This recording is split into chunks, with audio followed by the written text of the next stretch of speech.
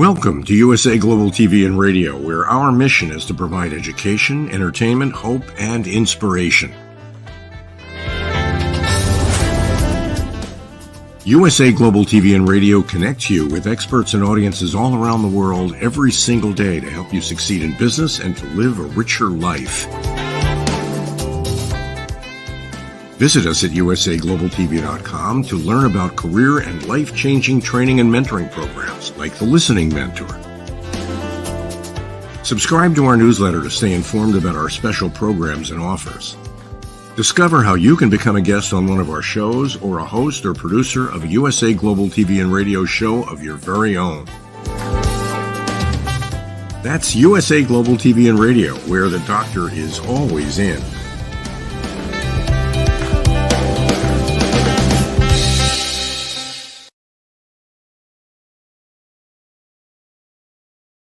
Hello, everyone. It's so nice to have you here on USA Global TV and Radio. I'm Dr. JACALYN KERBECK, and our show today is the Film and Music Show. My dear friend, Dr. Madalene Chan, will not be with us today. She has the day off, but we have a super extra special guest who is coming back to share about his work and some work that we're doing together. His name is Rene Tshiakanyi, and he is joining us from Africa. Let's welcome him to the show. Hello, welcome. Hello, Dr. JACALYN. How are you? I'm doing so well now that I see you and you're here. And how are you doing? I'm really doing good. Thank you. Fantastic. Well, you are a singer, songwriter. You are someone who just gives and gives and gives with your heart, with your voice. And I'm just so blessed to have met you through Janetta Barry. So thank you for coming here again. And thank you for behind the scenes doing some work with me. We're going to be talking about that as well. I'm very privileged. I'm feeling very privileged to be here today. And I would say since I've been coming on your shows, I do learn a lot. So I'm really feeling very privileged. Thank you for having me again. It's definitely a pleasure. And, I'm so glad that you shared that, and I'm grateful. That's what we're all about, is providing education, hope, and inspiration. Of course, some entertainment here and there we love, but I feel myself at the end of the week, I can't believe how many things I've learned. It's amazing. And we also get exposure to other countries and other cultures and what's going on other than what we see on mainstream news. You are totally right. And everybody's a story. You were doing a book show not long ago. I've always believed that every human being is a book that is being written, every single day. And every time we exchange, it's really a global conversation. That's beautiful. It certainly is. And I think the other thing that is so meaningful to me is that one person brings someone else to the platform who brings someone else to the platform, and there's no competition. It's all about collaborating and heart-centric work. It's truly beautiful. So thank you for being part of our community. Thank you so much. I really appreciate that. Thank you. So the other day, what day was it? 2 days ago, I think, was Valentine's Day. Yes. And I saw on Facebook that you had a gig you were doing. Tell us about that. Wow, that was a Valentine's Day gig. I was doing that in a place called Baleto. It's almost an hour drive from where I live in Durban, at a hotel. What I can say, celebrating love, it's something very special. But to me, because, if the listeners would want to know about my private life, because we're celebrating love and people would want to know, do you have somebody special in your life? And did that person came with you to the gig, and how was it like? So, but I don't have that special someone yet, but I ended up meeting many people that turns out to be my special other. And if you look on my latest post, there is a girl, she's 6, her name is Mia. All she wanted was my signature. She wanted my autograph. She came on stage. She stopped me from performing and she said, "Can I please get an autograph?" I think for me, that was the best compliment and the best Valentine's gift we could share, as much as she appreciates what I do. And I was amazed that somebody just want to take my signature home. So that was really good. That is really good. And you know what I also like that you said is I haven't met someone, I don't have someone yet. Yes, Yet, meaning that you're open. And I feel that being open is so important to attract things into our lives, isn't it? it is. It is. And I think you have done a lot of shows. You took some shows about mindfulness, some shows about romance. I've been your fan since I've get to know your work. Thank Uh, you. that's why I have really to be honest with you. I've never been in a place where confused won't be the words, but it's just like a bit harder to make a choice. Mhm. And I'm surrounded by these beautiful people, and everybody's particular in his own, I mean, her own way. But then I'm in a stage in my life where I did decide to stay single for another 3 years. But just when I made that decision, they start popping up. It's always that way. It's crazy. So it's actually one of them. I do call her Isabella. She actually called me and she said, I know we're friends, and I know you know that I'm single. Can I please be your Valentine? And I said, that would mean a lot to me. So she came, she bought me a gift, and she wrote me a letter to express her feelings. Oh. So I was very touched. And she came with her friends. She had a seat on the front row so she could see me. Uh, that's what I took from the Valentine's gig were the people who came from miles and miles away to come see me play, but also those who were willing to display their feelings toward me. It could be Mia, who was 6 years old and just wanted my autograph, or it was Isabella who bought me a beautiful bottle of wine and wrote me a card and just to express herself. So that was my Valentine's Day. Yeah. I would think that that has to happen to you quite often because you're a good-looking man, you've got a beautiful voice, and you're up on the stage and people see you, and then they sort of that crazy fan, Mm, where they yeah. they just wanna get to know you and wanna follow you Mm. around. Does that happen quite often? It does happen quite often, and I think I have been quite naive because I wasn't able to notice it. And women have their own language, which is very different than men. And I'm very much like a goal-oriented kind of person. I said I go to perform. In my mind, it's do the best performance, make people happy, make the client happy to ensure future work without realizing that people who come to see me play, they ended up admiring certain qualities. For example, Isabella, in her letter, she said, you always inspires me when I see your journey coming to South Africa, starting with nothing, and to see how. And she said, every time I come to your gig, there is like one step that you take. And she said, it doesn't mean you're not good, but there is that special thing you feel like, wow, he went another step further this time again.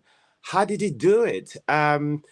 On one side, I felt very privileged because I'm very anxious, like all the performers, and every day you have a different voice. Depends on what the word is like and maybe what you've eaten. You can still sing, but as a performer, you know your voice, and you always wonder, am I going to be relevant? But she has been coming for the past 3 years to my gigs, and this time she came with her friends and she told me that, and I wrote it on my diary because I have this ritual of writing all the good compliments I receive, because there are times when I'm feeling low and I just need to go through that diary and start reading the people I've met, what they've said about me and my work, and see how can I reshape my perspective on the days that I don't feel on top of my game. So I was able to take her letter and just put it in my diary and send her a message to thank her. So it does happen that people do come, but I don't take it for granted either, because I've always believed that love is a gift, love is a miracle, and I can't make somebody love me. When people display their affection and feelings toward me, to me, it's a gift, and I look at it as a miracle. So I really, really cherish that. Yeah. Oh, that's so beautiful. Thanks for Mm. sharing that with us. Thank you. So, just you don't have to answer this, but just wondering when someone says, "May I be your Valentine?" Is that just for that day, or does it extend past that? uh, wow. I was, you know what? Human being, we are very intuitional. We know when something's about to start, and we can either want to say, okay, let me just put on hold for now. Maybe I don't want to go that fast. I want to go slowly because I want to see. Because the way we talked and the way she was expressing herself, as she reminded me, she said, "Do you know that I'm single?" And I said, "Yes, I know that you're single." She said, "Would you be my Valentine's?" Then the next day when she texted me, she said, "Please don't think I'm trying to be just romantic. I know we're friends, but today it's Valentine's, and I wanted you to be my Valentine's." I don't want to overanalyze what she said, but I do know that if I show interest, I can see a new beginning. So now my fear is with my studies and my timetable and the objective I set for myself, I like to invest myself in a relationship. I like to give 100%, not like you there and you not there. So that's why, like, I think the ball is like on my corner. I was just like, are you sure, Renee, that you can give her all of you, or you're not ready? Look your heart, search your heart. Don't play with her feelings, because it's a vulnerable place to be when you show to somebody that I am here, I am willing. Um, Somebody once said, when we fall in love, we are at the same time stronger and at the same time weaker. So it's something that I do cherish, but I'm very delicate with her feelings, and I will find a way as things goes. If I'm not ready, I'll find more gentleman way of showing her that, or maybe talking about that. But she's a nice person, very resourceful, an entrepreneur, and she's amazing. So yeah. Wow, thank you for sharing that. And thank you for being so concerned and so honorable, because that is Merci. true, especially for someone reaching out to you and basically Mm, showing you, her hand and mm, saying, "Hey, this is how I feel about you," and I can relate mm, totally, because you're working, your heart is mm, invested in some things already, that you'd have to take your heart out of that and put it mm, into this. mm. Totally. And when maybe it's like I said, searching my own heart. As a performer, when you work as an independent artist, every money that you make, you pay for the music lessons. Every money that you make, you buy that new guitar, you buy that tenor saxophone, you buy that piano. It's like it's an enterprise that you could tell where it started, you could see where you are, and you could see the possibility for the future. And now it's almost like this is just how I feel, and maybe you can advise me on this. I feel like somebody who's dating someone like me is almost like you dating a single mother or a single father. My music and my career, it's like a child to me. So you realize that now and then I'm very protective of that child that you came and found already in my life, because we have a story. So everything that I want to do, I try to think, how would this affect my child, my brainchild, my intellectual child, my artistic child? And how would this person accommodate this child? Because this person doesn't even know this child. And I've been living with this child for 15 years. Now this child's a teenager. It's about to make things happen. Would I ever let somebody who just came a few months ago to make me become less careful about this child? How can I talk to this person about the child that I have? But now here's the tricky part. A physical child you could see, and they can talk to you, and they could say what they want. my musical child, you can't see, you can feel it, you can, guess it. But I know that child because I gave birth to that child, and I know what that child needs because I've been with that child for years. And I don't know how to explain to you because you're not maybe musical. And I don't know if you ever understand it's my look, like I am making excuses. So part of the reason why I said I want to search my heart to take a step, just reflect, is that okay, if I make a decision to say, now I want to fall in love, now I want to start life with this beautiful lady, how can I let her see that child? How can she let that child become part of her life? And so both of us, we can care about that child. That's sometimes how I feel. That's why I said maybe you can advise me because you're more wiser than than I am. Absolutely not the case. But I love how you made that analogy. It's your baby. Mm, This is something that you mm, have birthed and you've cared for mm, and nurtured, and you can watch getting older, growing and mm, growing and growing. mm, So it has to be someone who is really on the same page and understands mm. the amount, even the time commitment and the work Totally. hours that you have. Mm, But I think totally. anything is possible as long as Mm, both people are upfront about what they're looking for and what's, totally. yeah, and what their passions are. I totally agree with you. Yeah. Yeah. So, speaking of passions, I want to get into this project that you and I Yes. are working on with Dr. Chan. And Yes. because I want people to understand that wherever you are in the world, it's possible to Mm, create something beautiful with people in other countries. You can work together. So, we are working together on releasing a new single called What Was I mm, Thinking Back Then? And yes. you have you have already done your part, which is amazing. So we have Thank you. a we have a song that was uh, the music was created by Nora Chan, Dr. Chan's Mm, niece, mm, and then Dr. Chan and I wrote the words, and mm. you actually went to a recording studio and recorded your part of it. Tell us about that. Yes. Before I go on, I want to give you guys an applause because I went with the song in the studio. I've been given a lot of materials. People would like for us to work together. But when I would take it to my producers, and they was like, Rene, with your name and what you've done so far, we won't advise you to go to this project because it doesn't reflect good on Mm. you. And I will ask why. They say, no, the quality is not good. This is not your standard. When I took your project to Colin, we went to Sonic Studios. He was amazed. Like he was, I'm sure if you check on the WhatsApp, I mean on Facebook, I sent you a video clip us in the studio. He was like dancing, like he was grooving, and he said, "Wow."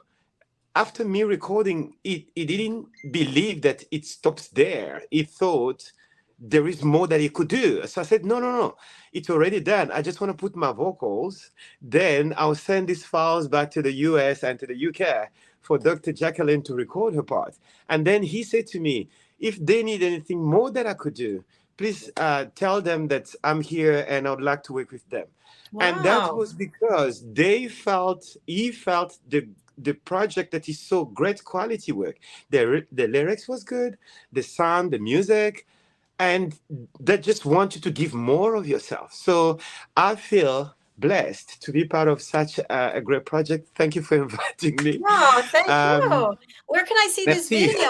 I didn't see it. It's on Facebook? Yeah, it was on Messenger.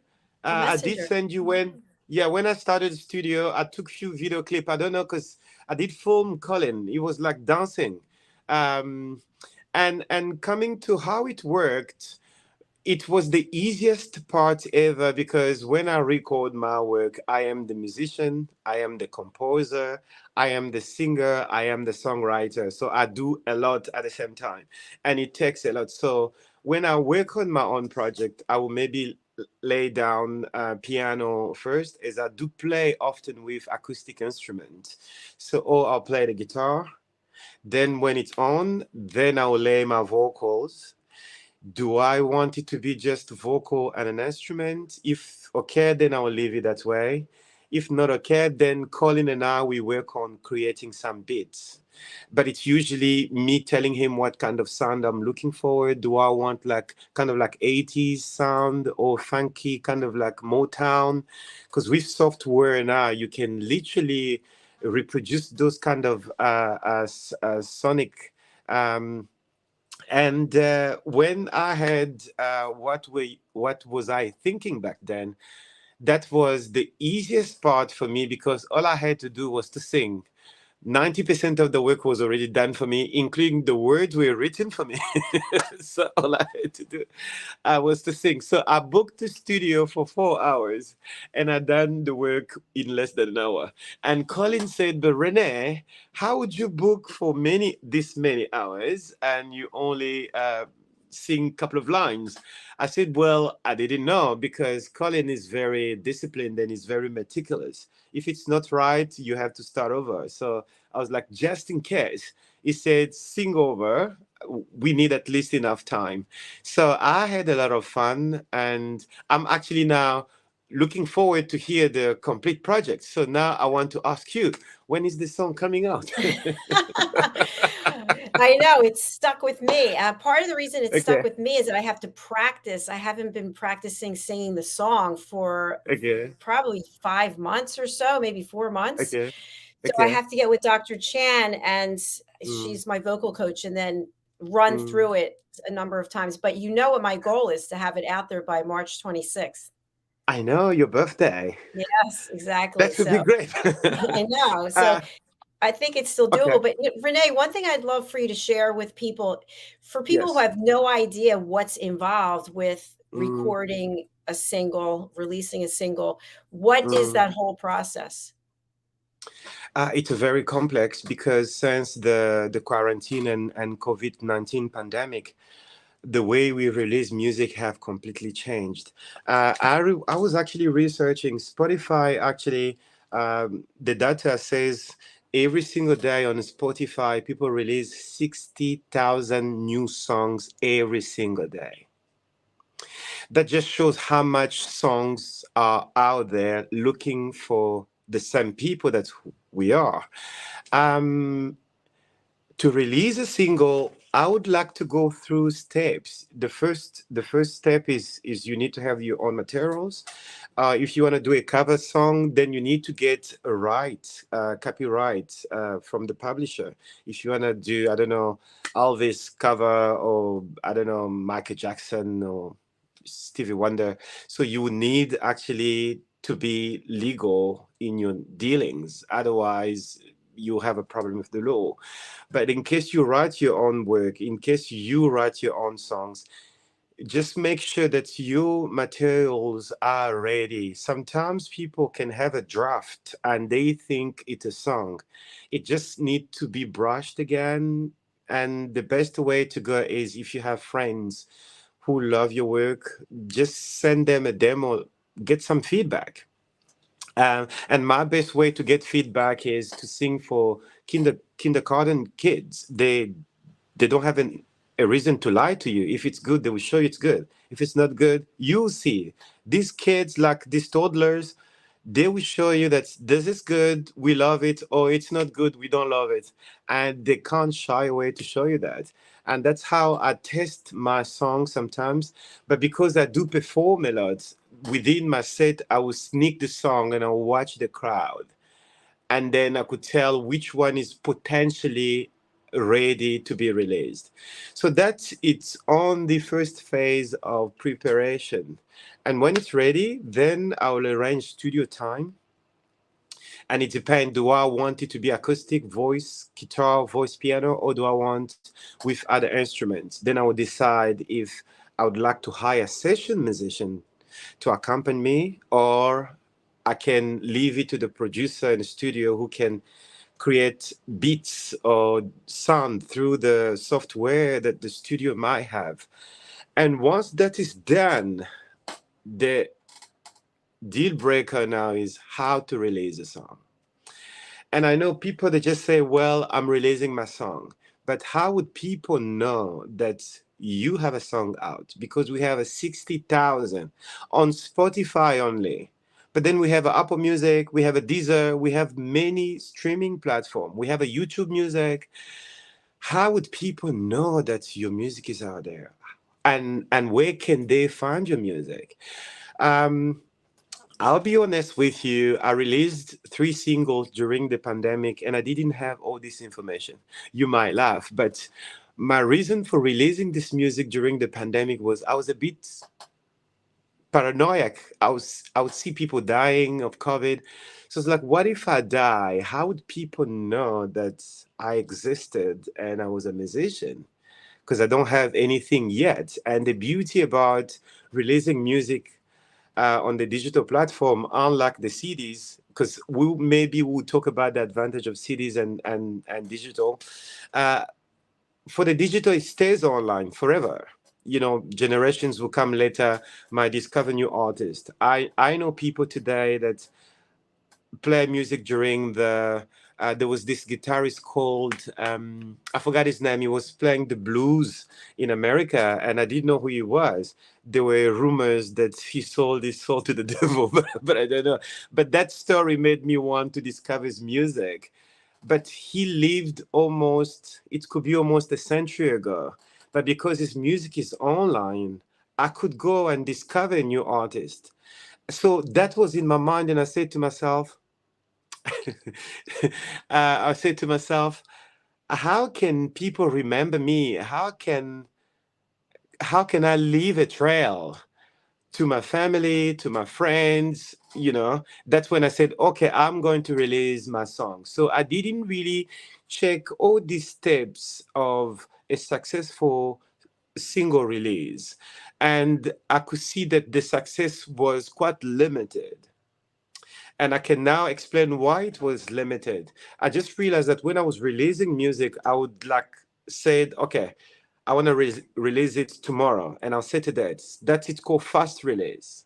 But then when you do fast release, you don't leave the time to the playlist guy to have your song and put it in their playlist so that you can have broader audience to listen to your song. So I was missing on that one. And when I was doing a fast release, I wasn't paying for marketing for the song. So there is different budget for marketing through your distributor. I know a lot of people use CD Baby, United Masters. There's so many. I use Ditto from the UK, and I read about them, I researched them. I felt like they have more business, like a human business model. Unlike, I don't say others are not human in their approach, but for me, the services that Dito was giving and the added value in terms of information, letting you know about a new music festival that's maybe open for you, showing you like tips on the new trends. So you stay on their mailing list, and every month, every 3 months, they will keep you on the loop of the changes in terms of trends, who is selling well and why might be the reason. And they might have an interview with a popular artist who could give tips. So all of that, I realized, well, I would want to work with a distributor who have extra services that I might need. So from now on, when I look back and I say to myself, for the next song I'm going to release before the end of the year, I would like to make sure that it's all well planned. I have a good budget for the marketing, but I can even start the marketing ahead of time by letting my people know through social media, through email, because I have a database for my MailChimp. Just keep my people know and maybe do some short clip of the song to come and show them that something's in the way. I'm looking forward to share this with you. And so that's so far what I have done. But this is such a wide and like as a field, the digital world in terms of music, it's very diverse. I would encourage people to research as well. I might not have all the options, but with Google search and all the publishers out there, you can always get good information, so you know what to do before to release your single. Thanks so much, Renee. I appreciate all that Mhm. valuable information. A question I have for you, just totally naive, I don't know. Okay.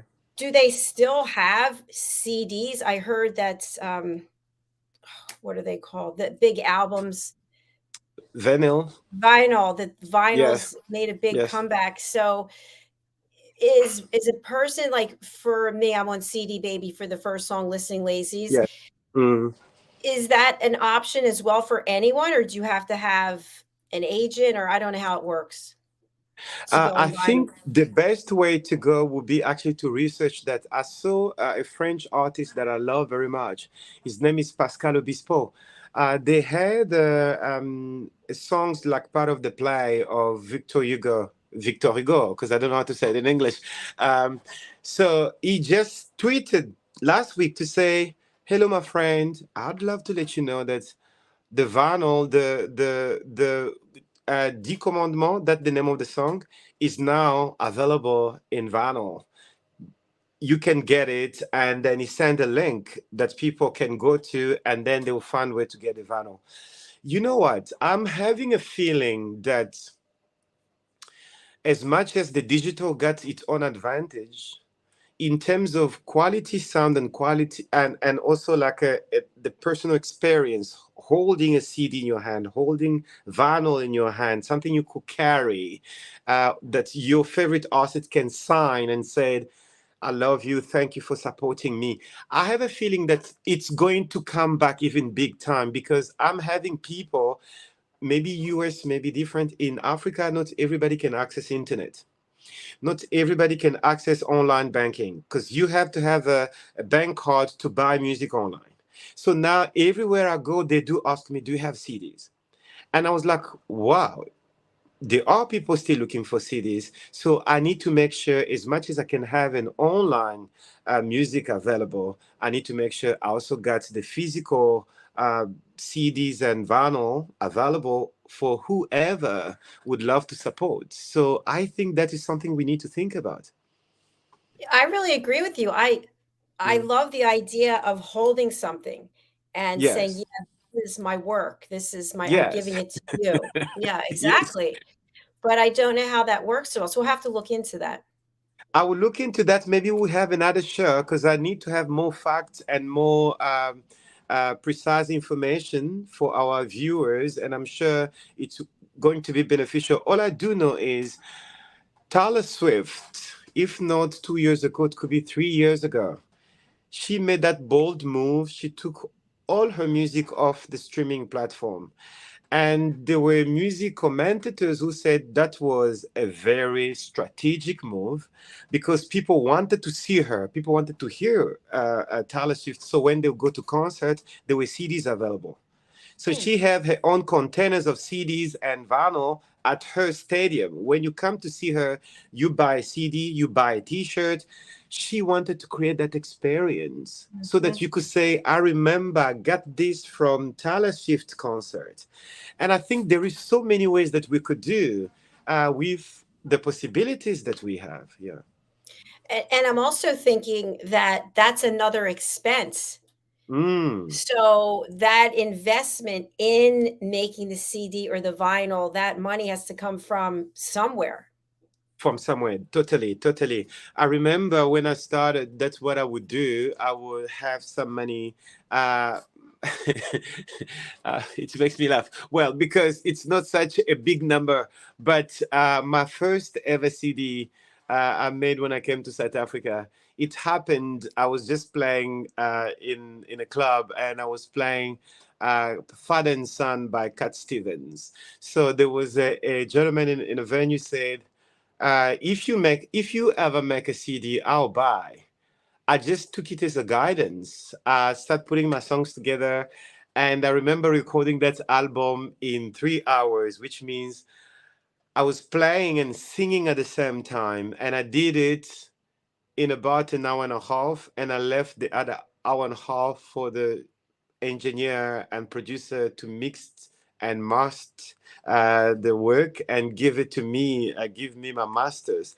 Then the next day I went to the CD company to print CDs. I sold that CD for like was a quarter of a thousand, like 250 to 300 CDs. That was in my town where I live. But now when I meet people, they're like, "You must be Rene. I have your CD." It just makes me feel like, wow.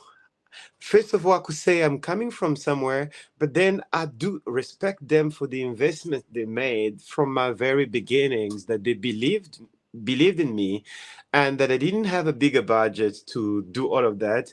But I went with what I had, and because people would see me playing live in the restaurant, in the hotel, I just said to myself, they didn't see a drummer, they didn't see a bass player, they saw me and my piano, or they saw me and my guitar. That is the sound I want to give to them, so they can remember that experience of me performing for them. So it wasn't really with a lot of spice on it. It was just like a live recording, somebody playing and singing. And the money I generated, because I would sell that for close to 10 US dollar a CD. And when I look at, when you look at 250 CDs, that's almost like 2,500 US dollar, but I invested less than 1,000 US dollar. So that was a good business activity that I did. And, but I had to take a step back because I was growing musically, technology was improving, and I said to myself, to show to my audience that I'm not taking a chance. You supported me, you believed in me, I have the means to grow, to study, to record in much better condition. Next time when I'm bringing you my next CD, I'd like for you, when you play the next CD and you play the first CD, you could say, wow, I can see the change. The guy has put in work. And that would be the best thank you I could say to my audience. And that's why I'm working at the moment on my next CD. I love what you're sharing today, and of course, we're almost out of time. It's gone by so fast. One question I don't. We'll start it today and maybe finish it another time. But as a Yes, live performer, okay, yeah. you you're living your life and you show up and you have to perform, and maybe every day you're not feeling exactly the same way. Mm. Do you feel that your music on a live is your voice is always the same? Well, now I'm going to tell you my experience over this weekend. Um, I'm trying to be disciplined because I don't socialize that much because of my schedule of studies, rehearsal, performance. So when I go to perform, that's my only chance to socialize. And the adrenaline is so high, and you forget that you need to go home and rest. So I'll have one more two drinks, and then the next day you have like hangover, and then like, oh, it might take you a day to recover completely, but then it's like, okay, I need to discipline myself. Talking about the voice, over the weekend I was very vocally challenged because it was a long weekend, but there were people who saw me a year ago, and they came and they literally told me, they said, we could see the improvement. I don't know what they said. Well, these are the details they gave me. They said, when COVID ended and we were allowed to perform and we came to see you play, when you were singing in English, now and then you hear a French accent. Now and then you could tell. And they said, now it's quite harder. Like if you close your eyes, you might think this is born and bred British singer. On one side, they said you put in a lot of work. I didn't know if I could take it as a compliment because my French accent make me look sexy, but I didn't know if I had to.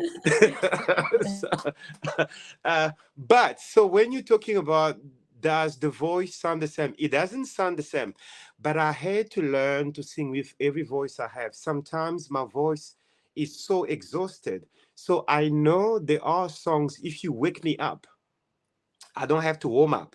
I can sing it. So I'll look at my playlist. I'll go with less challenging vocal songs for the first set, In the meantime, our voice warms up, and then I can go to the high pitched songs where it's vocally demanding. Uh, and I learned to be comfortable in that space that not every day is the same. And you're lucky to be a performer, you're lucky to have people who love you. Give them what you have. Your intention, your presence, where you are in your heart is more important than just to be technically great as a singer. How do you offer that gift of music to them? Do you offer that gift with love and gratitude, or you come from show off viewpoint? Those are now where I do stand. If I feel like it's show off, kind of like ego perspective, I'll take a step back and I'll say a prayer and I'll say, God, I might not be here tomorrow, and maybe I might not meet this crowd again. We been given this time as a gift. Let us live this moment. They're here for me, and I have to be here for them. I just want to give them what I have with love and gratitude. And that becomes my benchmark. During the week, I'll practice to make sure my voice and my craft is okay. By the time I go on stage, it's no longer about how impressive, how I can show that I'm great. It's like, how can I serve? That's now where I stand. Mm, I love that. That's beautiful. That's Thank helpful as you. well. Yeah, thank you. I was thinking for someone like me who's never recorded a song with Mm, me mm, singing, that I would mm, record it, and then if I ever were to perform it live, it mm. probably is not gonna sound like it sounds in the recording. Totally, you're totally right. It will never sound like the recording because there are factors. When we record, it get mixed, get mastered, and usually I save my best voice for recording, which means the day before the recording. That's why I say to you and Madeleine, if you send me the sound earlier before the Valentine schedule, I can save my voice for 4 days. I don't talk, I don't sing, I don't talk to anybody so that I have my best voice for recording. So when we perform, it can get close to that now and then. But guess what? A lot of singers also don't perform as 100% live as the older generation used to do. Today, a lot of people use a voice corrector. Hmm, They call it auto tune. I was shocked when I heard it because for me, my voice is my instrument, and the cracky parts, like a country singer, sometimes mhm, that's my personality. That's my identity. So try to correct it. You sound like everybody. So what's the mhm. point? So I can even go through and maybe even my voice may be a bit flat or I might miss a note. I don't mind because it's a human body, it's a muscle. And that's what it does. There are days when if it's not warmed well enough, it can't give you what you're looking for. So I would rather rely on more discipline than getting software to correct my singing. Then you will never grow as a singer. It's true. That's a major Mm. commitment to not speak or sing for 4 days. Yeah, my mother and I, for November, December, we never talked because when I talk to her, it's not 10 minutes, it's hours of talking. So I said, Mom, December I have 36 performances in 31 days. I don't know how I'm going to do it. I've never done this before, but my client believes in me and we've been paid the deposit. I'm going to do this. So I will talk to you only in January. But you know what? My mom is smart. So I sent her a Christmas message. I could see she saw that, but she didn't reply. But I know she always reply on the spot. So I got worried. I was like, is she okay? Then I phoned, Mom, are you okay? And then she got me on the phone. She knew what she was doing. And I was like, Mom, you're very smart, but only 5 minutes, no more. And then we talked. She said, how are you? And I'm like, what are you doing? Like, I'm just getting to the venue, about to check in and do sound check, but I'll talk to you later. Why you didn't reply to my message? So she said, no, I thought I did reply. And I'm like, no, this is a trick. Her subconscious really wanted you to reach out, I Yeah, guess. Yeah, that makes definitely. sense. Well, I've really enjoyed this time together. We've got a show right after this. So, Renee, please do come back. We've got lots more to talk about and look forward to seeing you. Hopefully, I don't know if it's next week or whenever you can make it. Thank you so much for everything. I will look at my diary and I will send you my email to confirm.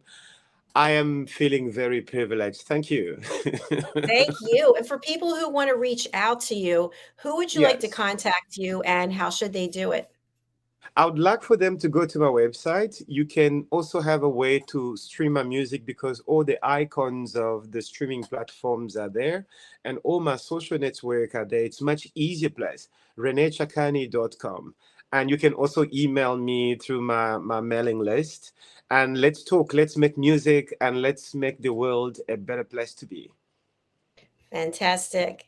Thank you so much. Before we sign off, I just have a quick announcement, which just happened today. I'm super Okay. excited about this. So Wow. we have our children's book series, which features our elevated listeners on the cover, and our newest one, which is available June 26th. We actually put it up on Amazon yesterday for pre-order. It's called The Ocean Calls and Lady Ella Listens. And not only Wow. is it about listening skills, but it's also to teach children about water pollution and about how we as humanity are really Mm, having an impact on the beautiful sea creatures and mm, many of them losing their lives because of polluting that happens, broken nets that are left there and fish get caught into mm. it. So that's what this book is about.